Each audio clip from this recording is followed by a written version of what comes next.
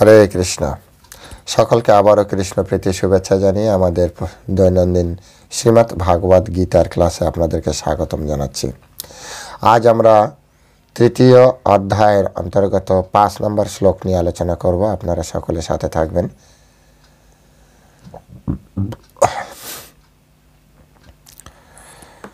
নম ওম বিষ্ণুপাদায় কৃষ্ণ প্রেষ্ঠায় ভূতলে শ্রীমতে ভক্তিবেদান্ত স্বামিনীতে নামিনে নমস্তে সারস্বতী দেবী গৌরবাণী প্রচারিণে নির্বিশেষ শূন্যবাদী পাশ্চাত্য দেশতারিণে বাঞ্ছা কল্পতরুর্ভৈশ্চ কৃপা সিন্ধু ব্যবচ পতিতানাং পাবনেভ্যো বৈষ্ণবেভ্যো নমো নমঃ। জয় অনন্ত কোটি বৈষ্ণববৃন্দ কি জয়, শিল প্রভুপাদ কি জয়। শ্রীমদ্ ভগবদ গীতা কথা শ্রবণকারী গৌর ভক্তবৃন্দ কি জয়। ओम नमो भगवते वासुदेवाय। ओम नमो भगवते वासुदेवाय। ओम नमो भगवते वासुदेवाय। श्रीमद् भागवत गीता तृतीय अध्याय कर्मयोग श्लोक नंबर 5। न हि कश्चित् खनयापि जातु तिष्ठति अकर्मकृत् कार्यात् हि अवास कर्मा सर्व प्रकृतिर्जय गुणाय। न हि कश्चित् खनयापि जातु तिष्ठति अकर्मकृत् कार्यता हि अवश कर्मा सर्व प्रकृति जय गुणाय। हरे कृष्ण। তখন আমরা এই সংস্কৃত শ্লোকের বাংলা ভাষানুবাদ আমরা শ্রবণ করব। সকলেই মায়াজাত গুণসমূহের দ্বারা প্রভাবিত হয়ে অসহায়ভাবে কর্ম করতে বাধ্য হয়, তাই কর্ম না করে কেউই ক্ষণকাল থাকতে পারে না। পুনরায় পড়ছি। সকলেই মায়াজাত গুণসমূহের দ্বারা প্রভাবিত হয়ে অসহায়ভাবে কর্ম করতে বাধ্য হয়, তাই কর্ম না করে কেউই ক্ষণকালও থাকতে পারে না। হরে কৃষ্ণ। জয় শিল প্রভুপাদ কি জয়। তো এখন আমরা প্রভুপাদ কর্তৃক যে তাৎপর্য, সেই তাৎপর্যের উপরে আমরা আলোচনা করব এবং আমাদের বর্তমান জীবনে এটি কিভাবে প্রয়োগ করা যায় সে বিষয়ে আমরা শ্রবণ করব, দেখব। তো এখানে স্পষ্ট করে এই শ্লোক বলছে যে সকলে মায়াজাত গুণসমূহের দ্বারা প্রভাবিত হয়ে অসহায়ভাবে কর্ম করতে বাধ্য হয়। আসলে এটা কিন্তু সত্য কথা। এই জগতে কর্ম না করে কেউ থাকতে পারে না। কর্ম না করে কেউই থাকতে পারবে না। যেমন আমরা যদি ঘুমাইও তাহলেও কিন্তু আমরা আমাদের ত্যাগ হচ্ছে না, কারণ তখন আমাদের ব্রেন, আমাদের ফুসফুস কর্ম করে যাচ্ছে, আমাদের লিভার কিডনি কর্ম করে যাচ্ছে। তাই কর্ম ছাড়া কেউ থাকতে পারে না। শিল প্রভুপাদ বলছেন কর্তব্য কর্ম না করে কেউ থাকতে পারে না। আত্মার ধর্মই হচ্ছে সর্বক্ষণ কর্মরত থাকা। আত্মার ধর্ম সেবারত থাকবে, কর্মরত থাকবে। আত্মার উপস্থিতি না থাকলে জড়দেহে চলাফেরা করতে পারবে না। যতক্ষণ আত্মা আছে ততক্ষণ দেহ সচল। নারী, আপনি ভেন হাত দেবেন, দেখবেন রক্ত প্রবাহ চলছে, ধীরে বা আসছে সেটা আলাদা ব্যাপার। অর্থাৎ আত্মার অস্তিত্ব থাকলে জীবনের অস্তিত্ব, জীবনের অস্তিত্ব থাকলে কর্মের অস্তিত্ব। এটা হচ্ছে নিশ্চিত। শিল প্রভুপাদ এটা স্পষ্ট করলেন। অনেকে আমাদেরকে ব্লেম করে, হ্যাঁ সাধু হয়ে গেছে, তোমরা নিজেদের কর্মত্যাগ করেছো। কেউই কর্মত্যাগ করতে পারে না। এই যে আমি এই অবস্থায় কথা বলছি, এটাও আমার একটা কর্ম। বর্তমান সময়ে আমি এই বৈষ্ণব ধর্ম গ্রহণ করার জন্য এটা শ্রী চৈতন্য মহাপ্রভু কর্তৃক, শিল প্রভুপাদ কর্তৃক, শ্রী গুরুদেব কর্তৃক, সাধুগুরু বৈষ্ণব কর্তৃক আদিষ্ট হয়ে, এটা ওনাদের আদেশ আমার প্রতি, সকল বৈষ্ণবদের প্রতি, যে এই ভগবত তত্ত্ববিজ্ঞানের উপদেশ সকলকে করা, নিজে আচরণ করা যতটা পারছি এবং আপনাদেরকে সেই অবস্থায় নিয়ে আসার এই যে উপদেশ, এটা আমার কর্ম। এটা আমার কর্ম। তাই আত্মার উপস্থিতি না থাকলে জীব যেমন জড়দেহ প্রাপ্তি হবে, অর্থাৎ মৃত শরীর, ঠিক একইভাবে আত্মার উপস্থিতি থাকলে সে লিভিং বডি, জীবিত শরীর। তো জীবিত শরীরে তার কর্ম আছে, কোনো না অবস্থায় তাকে কর্মটা করতেই হবে। তাই আমাদেরকে এটা বুঝতে হবে, প্রকৃতপক্ষে জড়দেহ একটি নিষ্প্রাণ গাড়ি মাত্র। যেমন গাড়িতে ড্রাইভার নেই, লোকজন নেই, তো গাড়ি দাঁড়িয়ে আছে চুপচাপ, এবং দেহে অবস্থান করে আত্মা সর্বক্ষণ তাকে সক্রিয় রাখার কর্তব্য করে যাচ্ছে। সব সময় যতক্ষণ আত্মা থাকবে ততক্ষণ সক্রিয়। এই যে আমি আপনাদের দিকে তাকাচ্ছি, কথা বলছি, আপনারাই ভিডিওটি দেখছেন, আপনাদের শ্রবণ ইন্দ্রিয় কাজ করছে, চক্ষু কাজ করছে, আপনাদের ব্রেন কাজ করছে, আর তখন আপনাদের শ্বাস প্রশ্বাস কাজ করছে। তো কাজ হচ্ছে না, কর্ম হচ্ছে না? হচ্ছে। তো কে বলেছে যে কর্ম না করে একজন বৈষ্ণব বা একজন সাধারণ ব্যক্তি, কেউই এই জগতে কর্ম না করে থাকতে পারে না?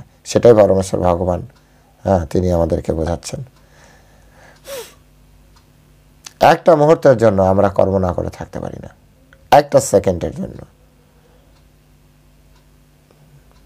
তাই আমাদেরকে এটা বুঝতে হবে যে জীবাত্মাকে কৃষ্ণ ভাবনার মঙ্গলময় কর্মে নিয়োজিত করতে পারলেই আমাদের সাফল্যতা। যেহেতু কর্ম না করে আমরা থাকতে পারবো না, তাই আসুন আমরা সেই কর্ম করি যে কর্মে এই জগতের আমাদের সকলের লাভ হয়, আর সেটি হচ্ছে কৃষ্ণ ভাবনাময় কর্ম। যদি আমরা কৃষ্ণ ভাবনাময় কর্ম করি তাহলে এই জগতের লাভ হবে। কিভাবে হবে? এই জগতে ততক্ষণই আমরা অশান্তিতে ভুগবো যতক্ষণ আমরা জড়জাগতিক উন্নতির দিকে আমরা নজর দিব। আপনি যত ওয়েস্টার্ন,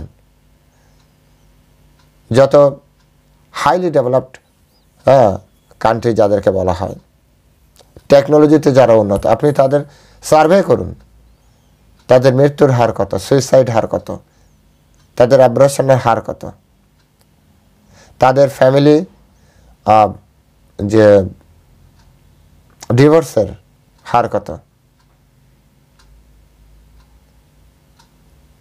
যে আপনি সার্ভে করুন, আপনারা তো নেট আছে, আপনি সার্ভে করুন। আমার কথা বা আরেকজনের কথা কেন শুনবেন?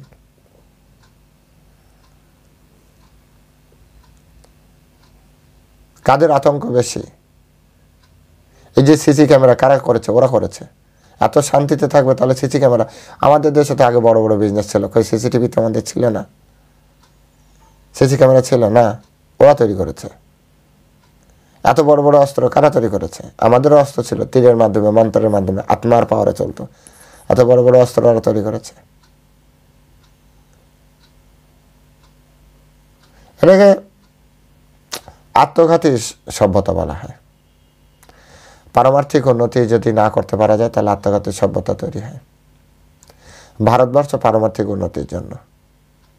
তাই আমাদের যে কর্ম, সে কর্ম হচ্ছে, আমাদের বুঝতে হবে, আমাদের কর্ম হচ্ছে পারমার্থিক কল্যাণ এবং সমাজের কল্যাণ, উভয়। এই উভয় সবসময় ভারতবাসীরা দেখে এসেছে।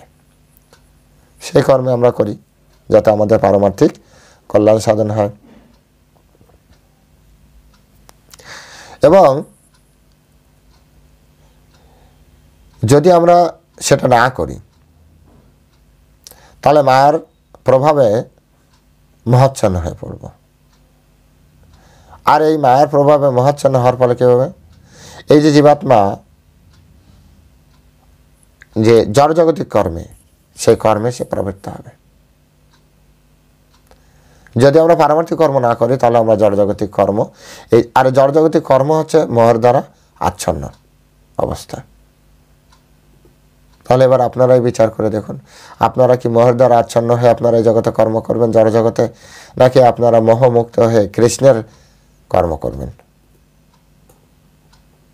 কর্ম না করে আপনি থাকতে পারবেন না, কর্ম না করে থাকতে পারবেন না। আপনি যদি সুন্দরভাবে পড়াশোনা করেন, স্কুল কলেজে যান, তাহলে আপনি একদিন হয়তো ভালো কোনো কিছু জীবনে কর্ম করবেন। যদি আপনি স্কুলে না যান, তাহলে আপনি হয়তো ততটা উন্নত কর্ম আপনি খুঁজে পাবেন না, কিন্তু কর্ম আপনাকে করতে হবে।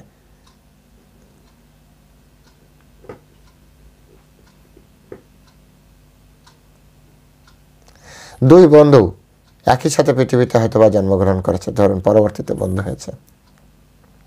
একজন পড়াশোনা করে প্লেনের পাইলট হলো, আরেকজন পড়াশোনা করেনি, সেজন্য সে রিক্সার চালক। জীবন পরিচালনায় উভয়কেই ড্রাইভিং করতে হচ্ছে, উভয়ই কর্ম করছে। হয়তো একজনের ইনকাম বেশি, একজনের ইনকাম কম। পারমার্থিক বিচারে ইনকাম বেশি কমের কোনো ভ্যালু নেই। বিচার হচ্ছে উভয়ই কর্ম করছে।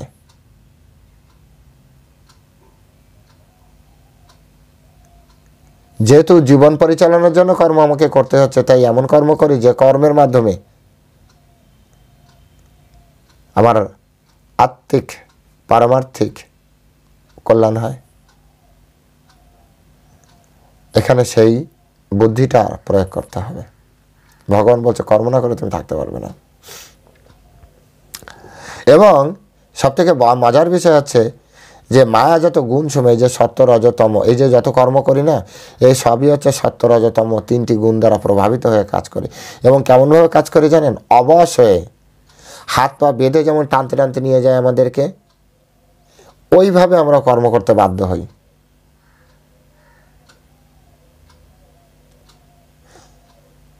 ওইভাবে আমরা কর্ম করতে বাধ্য হই। কেউ ঠেকাতে পারবে না আমাদেরকে। কর্ম আমাদের করতেই হবে। তাই সাধুগুরু বৈষ্ণবের নির্দেশ অনুযায়ী যদি কর্ম করি, তাহলে এর পরের জীবনে আমি মুক্ত হওয়ার একটা সুযোগ পাবো ভগবানের সেবা করার মাধ্যমে। তাছাড়া উপায় নেই। অন্য কোনো উপায়ে আমরা এখান থেকে বেরোতে পারবো না। শ্রীমদ্ ভাগবতমে বলছে, যদি কেউ কৃষ্ণ ভাবনা গ্রহণ করে এবং তখন সে যদি শাস্ত্র নির্দেশিত বিধি নিষেধগুলি পুঙ্খানুপুঙ্খভাবে মেনে চলে এবং তার স্বধর্ম পালন না করে, এমনকি সে যদি অধপতিত হয়, তাহলেও তার কোনো রকম ক্ষতি বা অমঙ্গল হয় না। কত সুন্দর কথা এখানে বলেছে। যদি সে ভগবত ভক্তির মেনে ভগবত ভক্তি যাজন করে, তাহলে শাস্ত্র নির্দেশিত যে নিয়মগুলি সেটি পুঙ্খানুপুঙ্খভাবে যদি সে নাও পালন করতে পারে, তথাপি তার কোনো ক্ষতি বা মঙ্গল হবে না, কারণ সে কৃষ্ণ ভাবনামৃত গ্রহণ করেছে। এতটা সুযোগ কৃষ্ণ যদি আমাদেরকে দেয়, তাহলে আমরা কেন কৃষ্ণ ভাবনামৃত গ্রহণ করব না? এই জগতে যত বিধিনিষেধ আছে, যা কিছু আছে, তার ভিতরে সব কিছু আমরা পালন করতে পারি না। আর যাতে পারছি না, সেখানে কিন্তু আমাদের কিছুটা ভুলও হয়, আর ভুলের জন্য আমাদেরকে শাস্তি পেতে হয়। কিন্তু যদি আমরা কৃষ্ণ ভাবনামৃত গ্রহণ করি, তাহলে ভগবদ্গীতা ভগবান বলেছে, নামে ভক্ত প্রণশ্যতে, আমার ভক্তের কোনো ক্ষয় নেই, আমাদের কোনো অমঙ্গল হওয়ার কোনো চান্স নেই। সুতরাং যদি আপনি বিচারশীল হন, বুদ্ধিমান হন, তাহলে অবশ্যই আপনি কৃষ্ণচরণে আত্মসমর্পণ করবেন, কৃষ্ণ ভাবনাময় হয়ে আপনি জীবনযাপন করবেন। কেউ যখন কর্ম না করে থাকতেই পারে না, তাহলে আপনি সেই কর্ম করুন যে কর্মের ফলে আপনার কোনো সাইড এফেক্ট নেই, সেই কর্ম করুন। আর সেই কর্ম হচ্ছে কৃষ্ণ ভাবনামৃত গ্রহণ করা, কৃষ্ণ ভাবনাময় জীবনযাপন করা। সব থেকে সহজ পন্থা, সব থেকে সহজ পন্থা। একেবারে স্পষ্ট করে, এর থেকে স্পষ্ট করে ভগবান আর কি বলবে? কিন্তু কেউ যদি, এই ভাগবতম আবার বলছে, কেউ যদি পবিত্র হওয়ার জন্য শাস্ত্র নির্দেশিত সমস্ত আচরণ আচার আচরণ পালন করেও, তাতে তার কী লাভ যদি সে কৃষ্ণ ভাবনামৃত না হয়? তার লাভ কি? ভগবদ্গীতা ভগবান বলছে, ক্ষীণে পূর্ণে মর্তলোকে বিসন্তি। যদি আপনার পূর্ণ শেষ হয়ে যায়, আপনি যদি স্বর্গলোকে থাকেন, সেখান থেকে আপনার মর্তলোকে ফল ডাউন হবে, আপনি মর্তলোকে পতিত হবেন। ক্ষীণপূর্ণ মর্তলোকে বিশান্তি। তাহলে আলটিমেট আপনার লাভ হলো কি? আলটিমেট লাভ হচ্ছে যদ্গত না নিবর্তন্তে, যেখানে গেলে আর ফিরে আসতে হয় না, সেখানটায় আমাদের যেতে হবে। কিন্তু আপনি যদি স্বর্গলোকে যান, সেখান থেকে ক্ষীণে পুণ্যে মর্তলোকে বিশান্তি, মর্তলোকে বিশান্তি। মজার বিষয়। সেই জন্য কর্ম আপনি করছেন, হয় স্বর্গে যাবেন না ভগবত ধাম যাবেন। আপনি একই ধরনের কর্ম যদি আপনি ভগবত ধামকে টার্গেট করেন, আপনি ভগবত ধাম যাবেন, আর সেখান থেকে যদ্গত না নিবর্তন্তে, সেখান থেকে আর কেউ ফিরে আসবে না। এই জন্য জেনে বুঝে আপনার আমার কর্ম করা উচিত। কর্ম না করে থাকতে পারবেন না। বই তো আপনাকে পড়তেই হচ্ছে। যার পড়ার নেশা, সে হয় পেপার পড়বে, নয় বই পড়বে, উপন্যাস পড়বে, গল্প পড়বে। পড়তে তো আপনি বাধ্য, কারণ ওটা আপনার হ্যাবিট, আপনার নেশা। আপনি ওটা না করে থাকতেই পারবেন না। ভালো হয় আপনি গীতা পড়েন, ভাগবতম পড়েন, চৈতন্য চরিতামৃত পড়েন, অন্যান্য পুরাণ পড়েন, উপনিষদ পড়েন, বেদ পড়েন, সেটা ভালো হয় না? যেহেতু আপনি না পড়ে থাকতে পারবেন, আপনাকে পড়তে হবে, হয় পেপার পড়তে হবে, নাহলে উপন্যাস পড়তে হবে, না গল্প পড়তে হবে। এগুলোর লাভ কি?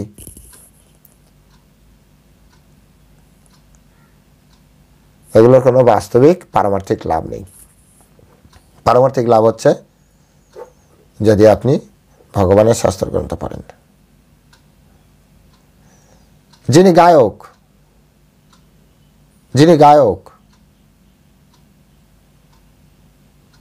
তিনি তো গান ছাড়া থাকতে পারবেন না। কিন্তু এই পৃথিবীতে কত বড় বড় গায়ক এসতে চলে গেছে, তার লাভটা কি? কিন্তু আপনি যদি ভগবানের গান করেন, হরিনাম কীর্তন করেন, বিভিন্ন ভগবানের ভজন করেন, তাহলে এই জগতে আপনি সুনাম পাবেন, পরজগতেও আপনাকে সকলে ভগবানের ধামে আপনাকে আপন করে নেবে। এগুলো হচ্ছে বিচার। জাস্ট মেধাটা আপনি খাটান, আপনি বুঝতে পারবেন যে আপনার কি করা উচিত, কি করা উচিত না। বললাম না, এটা একটা সহজ পন্থা। আমরা বুঝতে পারছি, আপনারা কেন বুঝতে পারছেন না?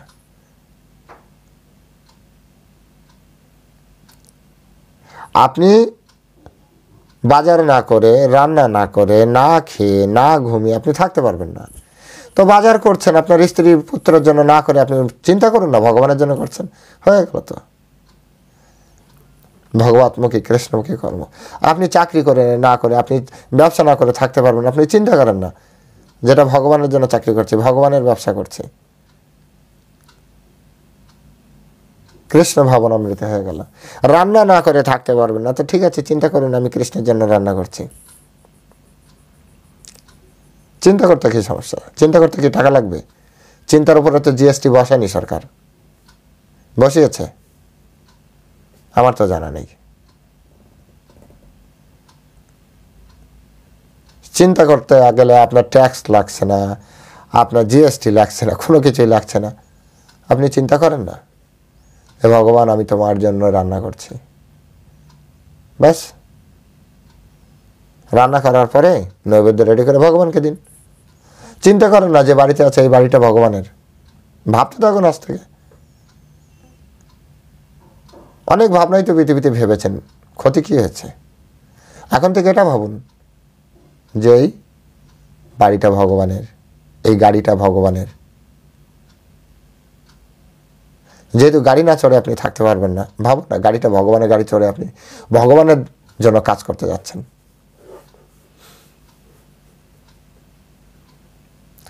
এখানে সেটা ভগবান খুব সুন্দরভাবে বোঝাচ্ছেন। এই এই এই কর্মযোগটা বুঝতে পারলে প্রত্যেকটা ব্যক্তি ভালো হয়ে যাবে।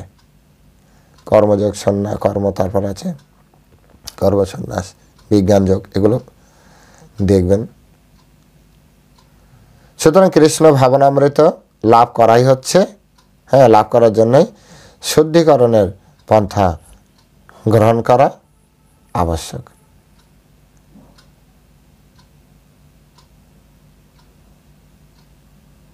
যদি আমরা কৃষ্ণ ভাবনামৃত গ্রহণ না করি আমাদের সব কিছু নিরর্থক, সব কিছু শেষ হয়ে যাবে অন্তিমে। এবার আপনি কি চান? আপনাকে বিচার করুন।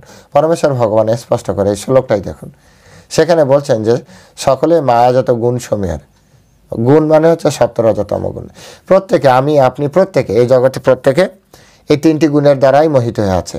দেখুন, কেউ ভালো কাজ করছে মানে ব্রাহ্মণের সত্যগুণ দ্বারা প্রভাবিত, কেউ হয়তো ক্ষত্রিয়ের কাজ করছে মানে দেশকে পরিচালনার, তিনি হচ্ছেন রজগুণের দ্বারা। হ্যাঁ, কেউ হয়তো ব্যবসা করছে, সে হচ্ছে রজ তমগুণ দ্বারা নিয়ন্ত্রিত। কেউ হচ্ছে শূদ্রের কাজ করছে, লেবার, সে হচ্ছে তমগুণ দ্বারা। এই তিনটা গুণ দ্বারাই এই জগৎ নিয়ন্ত্রিত হচ্ছে এবং বলছে অসহায়ভাবে কর্ম করতে বাধ্য হয়, তাই কর্ম না করে কেউ ক্ষণকাল থাকতে পারে না। ভগবান জানিয়ে দিচ্ছেন, আপনারা স্পষ্ট জানেন প্র্যাকটিক্যাল লাইফে যে আসলে কর্ম না করে কেউ থাকতে পারে না। তাহলে আমাদের সেই কর্ম করা উচিত যে কর্মে আমাদের এই জড়জগতে বন্ধন প্রাপ্ত হবে না। এরপরে আসবে সেই শ্লোকগুলি, আপনারা শ্রবণ করবেন। তো সকলের সাথে থাকবেন, ভালো থাকবেন। হরে কৃষ্ণ। জয় শিলা প্রভুপাদ কি জয়।